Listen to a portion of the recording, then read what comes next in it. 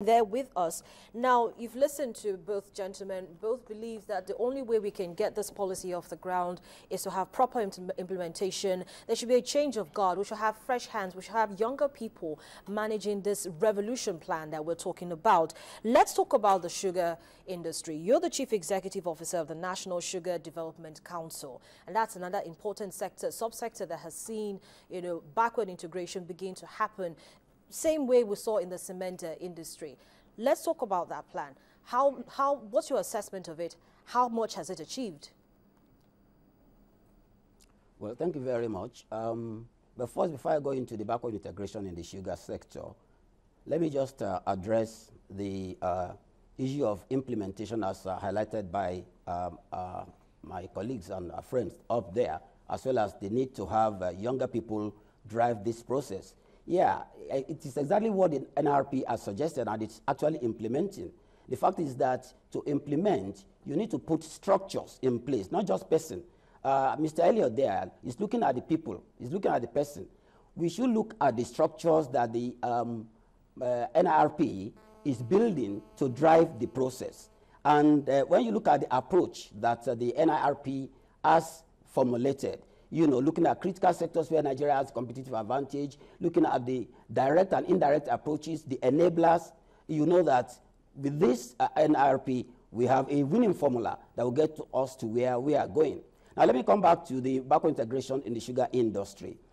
What we did, everybody knows backward integration is an import substitution strategy usually adopted by, developing economies to replace some of the commodities that they are currently importing with local production.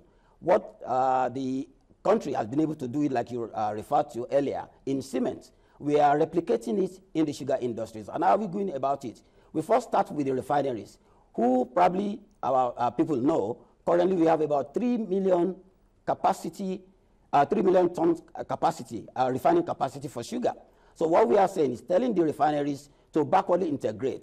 Let them go back to the farms, set up sugarcane farms, grow their cane, and process them, and begin to gradually replace the raw sugar they import with raw sugar they produce within the country. And how is government going to achieve this? We have a number of incentives that we have provided for the refineries. We have also offered them, for the first time, what they didn't have before, protection for their investments, such that, before now, Nigeria was an all-commerce game for sugar importation. Now that has stopped. To import sugar into Nigeria now, you have to get presidential approval. That gives them comfort that whatever money they put into sugar production, they are going to be able to make their money back. So we believe with incentives, with the protection, and recently we also launched, some cheap financing for investors in the sugar industry. By the time you combine all this, the refineries should be able to, grow their own canes, process them, and replace, gradually over time, replace the sugar they import with the one they produce from our sugar industry. And we have a lot of advantages that comes from that. We are going to employ a lot let of me people just cut you here. Let's please. go back to this Yes. the sugarcane to sugar production that you've been talking about, and you still want to talk about. How much success has been recorded? Okay, well, don't forget that we launched the master plan January last year. What they are currently doing is acquiring land. Within the first year of the implementation of the master plan, we have identified 17 sites for commercial cane cultivation across 9 states in Nigeria. We have Kogi, we have Kwara, we have Niger State, we have Adamawa State, we have Sokoto, Kebbi, Zamfara. We have gotten about 130,000 hectares of land now set aside. They are also talking to their financiers. Finance is critical to any industrial venture. All of the new investors are talking to their financiers. So we are at the stage of getting the land.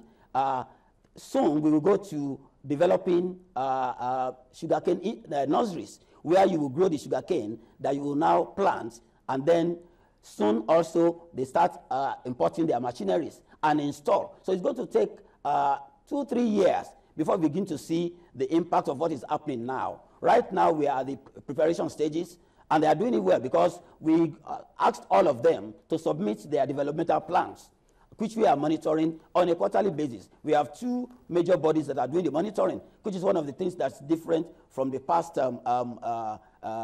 policies. We have the CMOG, the Sugar Industry Monitoring Group. We have the SOMIC, Sugar Roadmap Implementation Committee. These two groups are the one monitoring what is happening in the sugar industry and looking at the BIP as the refineries, chalk up what they are supposed to be doing along the lines of the commitments they have signed with government. Well, Dr. Busari, if that is the case, how much has this policy been able to ensure that domestic production of sugar is met? Because if once upon a time we used to have high volume of importation of sugar, and now that has had to stop because the government is trying to encourage domestic production of sugar, and like you've said, there's still plans to, or they're still acquiring or land for commercial sugarcane cultivation, which means that the sector or the subsector is not entirely ready for this grandiose revolution that we're talking about. It is ready, please. I mean, look at the cement. The cement industry started, the revolution in the cement industry started in 2002. It's only around 2010, 2012 that we began to see the impact of what happened all the years. It's the same thing in any industrial manufacturing sector. We are starting now in 2013. They will acquire their land. They will plant the nurseries. They will generate they need to generate. They will acquire skills. They will get the finances that are required to put into the industry. It will take time, but with the focus that we have, because the plan is out there. Yes, right now, we are still importing raw sugar. And if you look at the master plan itself, it shows that we continue to import raw sugar, not refined sugar, mind you, raw sugar between now and 2017. By 2017, we expect some of the projects that we are starting now to start yielding and begin to reduce the amount of sugar we import over time. So it's not something that you just go to the shelf and pick. It's something you have to gradually develop. And this is why a lot of people have shied away from it, because it's a long gestation industry, and it requires a lot of funds. To master those two is something why is one of the reasons why investors have run away from it. But then with the incentives put in place under the NIRP, under the Sugar Master Plan, we are getting people. So far, we have pipeline investment commitment of over $3 billion. It hasn't happened. It didn't happen over the past 30 to 40 years. It's within the first year of implementation of the master plan that we got this done. So we believe we are on track, because we are actually monitoring what is happening at the BIPs and at even some of the new greenfield projects that we're having. But you won't begin to see the impact of sugar produced in Nigeria on the reduction in the sugar that we import until about 3 to 4 years from now.